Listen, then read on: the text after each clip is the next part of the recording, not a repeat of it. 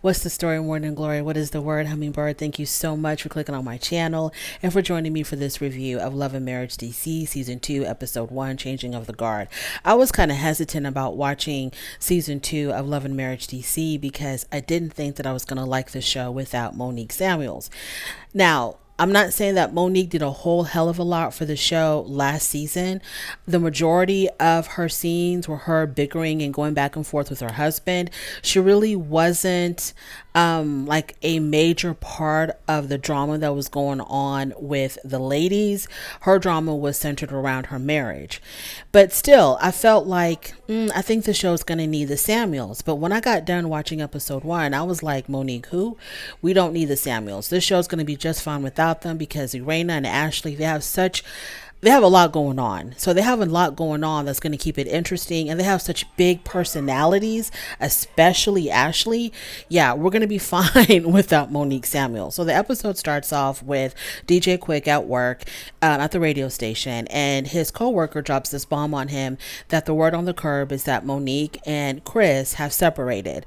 So DJ Quick really wasn't prepared for this news. And so he really didn't know how to react. So he decided to be very doubtful of the news because he kept on asking, have they really separated, or, what's really going on? Anyways, so while he and there's like a dual scene going on. So while that's happening at the radio station, we also see Irena and Ashley, and they're also having a conversation about the Samuels. And Ashley tells us that the word is that they did separate, but we all know what was going on in real time. In real time, there was this rumor that was circulating all over the blogs that Monique and Chris had separated. Even Ashley Darby from the Real Housewives of Potomac at some event, I think it was the BravoCon, Ashley had confirmed over there that they did actually separate. But then Monique and Chris, they came back and did a video on their social media platform saying that they were not separated, that they were going strong, they were getting therapy, they were doing well in therapy, and everything was fine. Their marriage was completely fine. And then we also had heard something about them living in separate homes. And Monique addressed that as well. And she had said that it's good for their marriage for them to live in separate homes. Now, Ashley Silva on Love and Marriage DC, in her confessional, she says that their house, one of their homes, is big enough for them to live in the home, but separate parts of the home, and they would never even have to see each other. But the fact that they're actually living in separate homes, I don't know, that might be an indication of something. But my opinion, my own personal opinion, I think that there is trouble in paradise, because the whole entire season of Love and Marriage DC, season 1, they were constantly bickering and arguing and telling each other to shut up, and it was hectic. So I totally believe that there's something going on there that Monique doesn't want to admit for whatever reason. And even when they were on Potomac, you could still kind of see like there was some cracks there. But anyway, they're not on the show, so let's not waste too much time talking about them. That's neither here nor there. Let's talk about the people that did decide to show up. Now, Jamie made a surprise visit at the radio station to see DJ Quick, and they're having a conversation. They talk about the Samuels. Okay, fine, we're over that. Then Quick says to Jamie, well, it was I'm kind of surprised that you decided to stop by and see me. And Jamie says, yeah, well, I'm retired now. And so when Jamie said he was retired, I thought he meant he was retired from his event planning business. No, event promotion. He was an event promoter. I thought he was retiring from that, but he tells Quick that he has retired from being a cop. He was a cop for 25 years. I was shocked because I don't think that was ever mentioned in season 1. And I don't know these people from outside of Love and Marriage DC. So I had no idea that Jamie was a police officer for 25 years. And it seemed like Quick also had no idea, which was very strange to me because I don't think they've known each other the whole entire lives, but they act like they've known each other for some years, that they're really good friends. And Quick had no idea that Jamie had been a police officer. And I'm thinking to myself, how does this not even come up in conversation that Jamie was a police officer, especially with, the stuff that was going on with his son, little Jamie, and the things that were going on with quick when he was younger, you would have thought that he would have mentioned at some point that he was a police officer. But then that kind of explains why he's so rough around the edges. So yeah, Jamie's now retired from being a cop. Okay. So Irena and Jamie, they are planning a going away party for their son Jason. Now, their son Jason, he is their second child. I think he's their second. And he is the one that is visually impaired. And he's going to be going away to a special school where it's going to teach him to live independently and teach him the skills that he needs to live on his own and do everything on his own. And so they're planning a going away party just for that. So Jamie and little Jamie, when last season ended, Jamie and little Jamie, his oldest son, they were on the road to mending their relationship. They have a very tumultuous relationship. Jamie's a very tough dad. He's all about that tough love. He's a very tough father. And all the children have said, Jason, little Jamie, and their daughter, they have all said that, you know, his delivery, he needs to work on his delivery. He has good intentions. He's probably giving very good advice, but his delivery, he has no bedside manners at all whatsoever. So they've had another falling out. And I think it was the scene where Irena is telling Ashley that there was an issue with the traffic ticket. So a traffic ticket for little Jamie had come to Big Jamie's home. And because they have the same name, Big Jamie thought it was he thought that the correspondence or the letter was for him. So he opens the envelope and come to find out it was a speeding ticket or some type of traffic ticket that little Jamie had gotten. So he calls his son and tells him, hey, a ticket came to the house, you know, are you going to pay it? And little Jamie says, well, he just got done paying his parole officer or probation officer and he didn't have any money. So he asked his dad if his dad can pay it for him.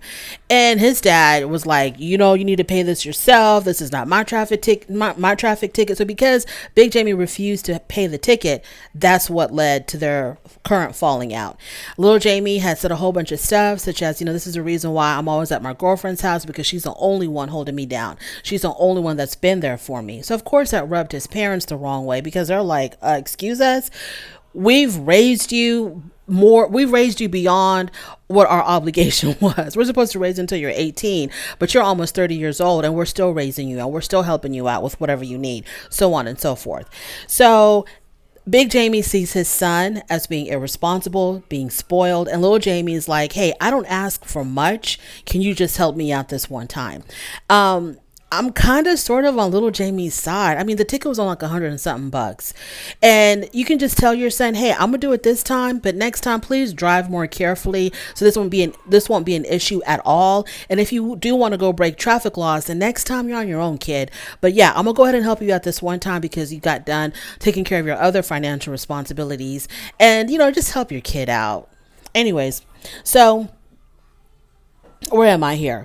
Oh, so little Jamie, he also had, you know, he had some criminal issues that he was dealing with. And last season, they made it seem very, very like dramatic. They talked about how he was facing 5 years in prison. His charges were very serious. And I thought this kid was really going to be going away, but he got away with only a 2-year probation. That's all he got, 2 years probation. So, then we move on to our newest couple, Clifton and Joy. Clifton and Joy are from a show called Ready to Love, and I'm pretty sure we're all familiar with that show. I watch that show religiously. I love Ready to Love, and I remember their season very clearly.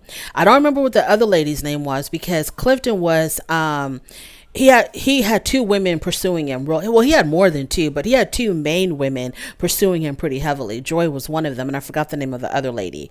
Now, Joy was going hard. She was going to make sure she was going to get her man. She was going to make sure that she was going to be going home with Clifton, and she held nothing back. Now, I remember in particular, there was a scene where all the couples or everybody on the show were going to a weekend getaway, and I don't think the plan was for anybody body to sleep in the same room, but Joy made sure that number one, her and Clifton would arrive at the retreat together, and also they would be sharing the same bedroom. So the other lady who was vying for Clifton's attention, she was under the impression that Clifton was still fair game. And, she also had wanted to spend time with Clifton. But when Joy and Clifton arrived at the same time, because normally everybody kind of arrives on their own, I think, but Clifton and Joy arrived together, and Joy made it very clear as soon as they got there that Clifton was going to be with her for the weekend. She even put their bags in the same room, letting everybody know that we're going to be sharing a bedroom together. She even brought matching pajamas for her and Clifton. So she was marking her territory very, very clearly that this is my man, and don't you even dare think about starting anything with him.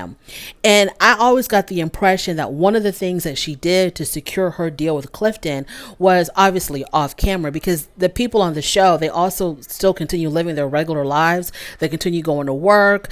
They hang out off camera. They do things together off camera as well. And I always felt like Joy made sure that she was going to put it on him, if you know what I mean, that she was going to put it on him when they were spending their time away from the show to secure the deal, to make sure that this man came home with her. Yeah, she was really intent on getting Clifton. So it worked. It succeeded. At the end, he chose her. So they're still together. They're engaged. Now, Joy was a singer, and she would sing like internationally. She would go travel to different places and she would sing.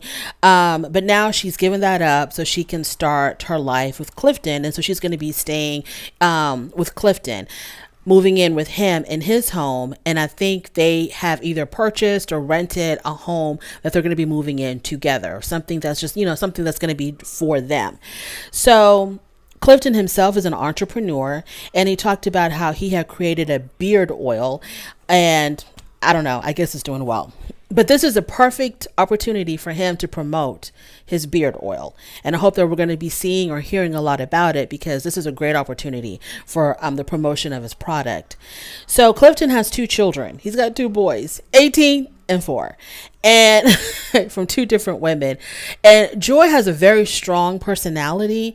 So, I mean, she's probably best friends with the mothers of his children, but I highly, highly, highly doubt it. So Joy herself has no children, and I hope that everything is going great with her and her bonus children and their mothers. There was a scene where Joy had said something about whenever Clifton would go visit her when she was on her singing gigs in another country, she'd be so happy to see him and show a lot of excitement. But then whenever she would come back home to the States, she says that he lacked the same excitement to see her. And I was just kind of like, why are you bringing this up now? Why wouldn't you bring this up at the time that it happened? And so he did this little thing where he was going to reenact her coming home and, give her all this excitement that she claims she didn't show in the beginning. Joy is a lot. Joy is a lot. So moving on from there, we have Ashley and Quick. Ashley, her nanny, has become her assistant now, and I guess her career has really taken off, and she's gonna need an assistant, I guess, from being on the show and her book. And I don't know how much traction her book has gotten, but she wrote a book. She talked about her book last season. So I guess, being on the show and her having this book and everything else that she's got going on, she needs some help. So her nanny is not going to be her assistant. Then Ashley and Quick have a conversation about their son.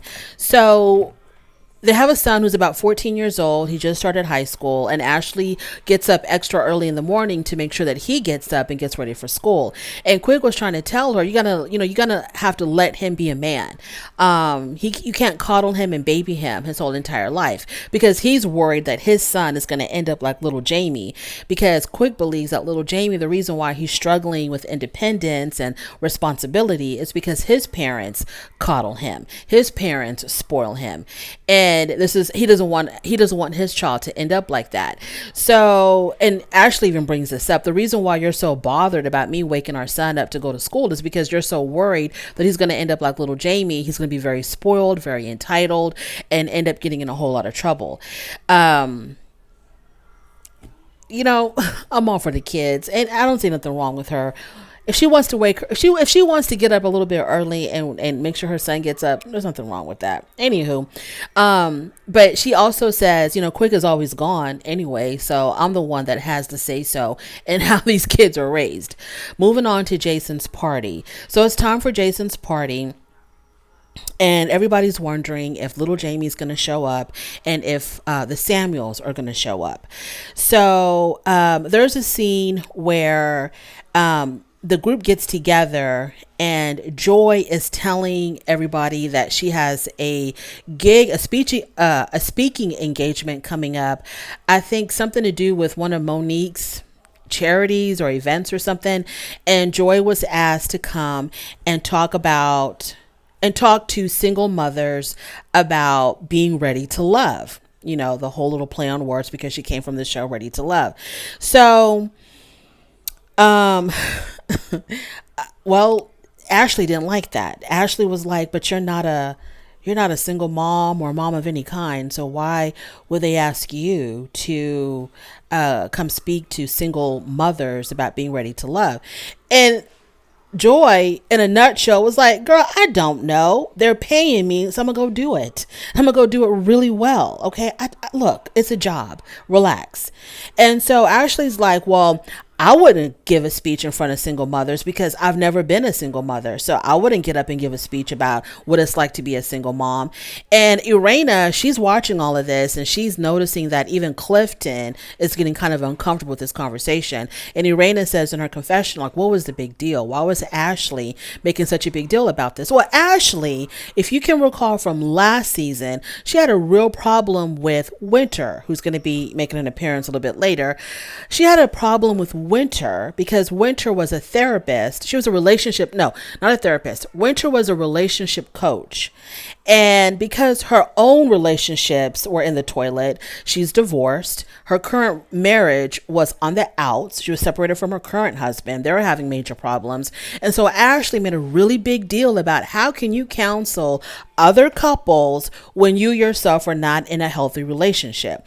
And Winter's argument was, because of the fact that I've struggled in my relationships, I'm the perfect person to counsel others on how to avoid the demise of their relationships. So Ashley needs you to have credentials. If you're going to be doing anything in life, Ashley wants you to have the proper credentials to do it. So then they also talked about Joy and Clifton's engagement and they wanted to see her ring. And I hate it when, and this happens a lot on television shows, someone's engaged and then they'll do like this really quick half a second shot of their ring and then move on to, no, I need to see the ring. Okay. Let her hold it up in front of the camera. I need a close up. I need to see what it's giving, all of it. But they didn't. So I don't know if the ring was pretty or not. So Jason shows up. Or Jason was already there. I'm sorry, he was already there. And it was time to present him with this painting because I think his uncle had made a very special painting of him. And the reason why the painting was special was because it was textured. So Jason will be able to touch the painting and, and feel it and kind of get an idea of what's going on there. And so Irena gave a speech and it was emotional. I was like, why am I tearing up about this woman sending her kid away? She gave the speech of her. It was so emotional for me. So she gave the speech and, Big Jamie was crying and, other people in the audience were crying because, this is a mother that's going to be sending her son away. And this will be the first time that he's going to be living away from his family. So there's a lot of anxiety there. You want him to fly and be independent, but it's still very painful to send him away. So little Jamie shows up. So he ends up showing up at the right time. And I thought little Jamie was looking kind of rough. I thought he was looking kind of rough. He had, I think he had locks that I felt like needed to be retwisted or something. He was looking a little bit on the rough side. So at some point at the party, Big Jamie tells his son, let me holler at you real quick outside. So they go out to the balcony and they talk about the main point of their conversation was Jamie was like telling his son, when are you going to get it together? When are you going to get it together? You're asking me for money. You had a job lined up, but you didn't get it because of your background. So you're still not working. You're still unemployed. And you're going around talking about how your family does nothing for you. And he claimed that he never said that. He never said that my family doesn't do anything for me. So Big Jamie pulls out his text and he pulls out his phone and reads these text messages. He never got to the part where he said, y'all don't do anything for me. So that's still up in the air as far as I'm concerned.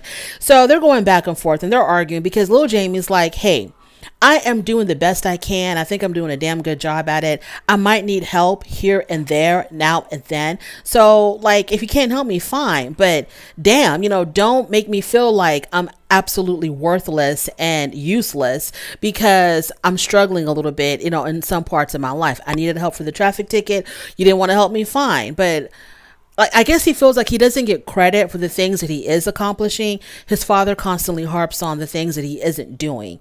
And Big Jamie, he just wants his son to be completely 100% independent, do everything on your own. But they still do spoil him because they bought him the car. I'm pretty sure if he wanted to come back home and live with them, they'd let him. So I guess the child wants credit for the things that he's accomplished. And the father thinks that he should be doing a whole lot more than what he's already doing. So because of Big Jamie's delivery, it really turned off his son completely. So the conversation turns into a heated argument to the point where little Jamie was like, you know what? I'm out. And then Big Jamie was like, good, leave, bye. And so little Jamie leaves. When he's gone, Irena can tell that, some stuff went down between her husband and her son. And so Big Jamie's talking to Quick. He's explaining to Quick what went down on the balcony, how he wants his son to be more independent, et cetera, et cetera. And then the producers come and tell Big Jamie, hey, you're going to have to go in the hallway because there's something going on with your son. So he goes out in the hallway and little Jamie's there. And I don't know if it was his girlfriend that was with him or a producer that was with him, but somebody was kneeling down in front of him. Little Jamie's on the floor and he's really emotional. I guess he was crying. And so Big Jamie walks up to him and I don't know what went down. Next thing you know, they're like yelling at each other. And Big Jamie literally acted like he was ready to fight his own son because little Jamie got up and they start yelling at each other. And Big Jamie acted like he was going to fight his son. I don't understand what is going on with Jamie. He does not. Everybody says the way he talks to people, it is really bad. And I remember last season with Jason, he wasn't going that crazy with Jason, but Jason wanted to work with computers. He didn't want to be a DJ. And his father kept on pushing him to be a DJ. And he was like, I don't want to do music. I want to do computers. And instead of like Big Jamie being proud of his son wanting to do computers, he just kind of was like, well, how are you going to do computers? I guess Big Jamie was like, how are you going to do computers if you are visually impaired? I don't know if that was his argument or what, but instead of like being a little bit more encouraging, he didn't like it. And it made Jason feel bad. And I'm just like, Jamie, maybe this is the reason why I can kind of believe in being a cop, because he is really rough around the edges. He is, even the way he would talk to his wife, what's her name? Irena. The way he would talk to her, it was bad. And they had a moment last season where she was supposed to show up to some party, but because he started talking to her crazy about how she was parking the car, she turned around and went home. She was like, well, if you're going to talk to me like that, I'm not even going to show up. And it was like a birthday party for her best friend. She turned that car around and left because he was talking to her crazy in front of a whole bunch of people. Damn, Jamie. And at the reunion, he acknowledged that he has a problem, but he doesn't want to fix it. Anyways, so the first episode was really good. I did enjoy it. Very, very good. I saw the upcoming upcoming episodes, when they do that little preview thing, the teaser. I saw, what's her name? Winter. I'm not too thrilled about Winter. Winter is just there to make trouble, and I don't think that's needed. Her and the other women are like oil and water. I don't know why she's there. I guess she brought some friend with her because otherwise, she would have no friends on that show because Monique isn't there. I don't know. What is the point? What is the point of having winter there? I don't have a problem with the people that we got, the 3 couples that we have. It should just stay like that. We don't need winter. But then again, I haven't seen the episodes yet, so maybe winter will bring something. I don't know. Thank you so much for joining me. I really do appreciate it. On your way out, please don't forget to rate the video. And if you like this content, go ahead and subscribe, and I will definitely talk to you later. Bye.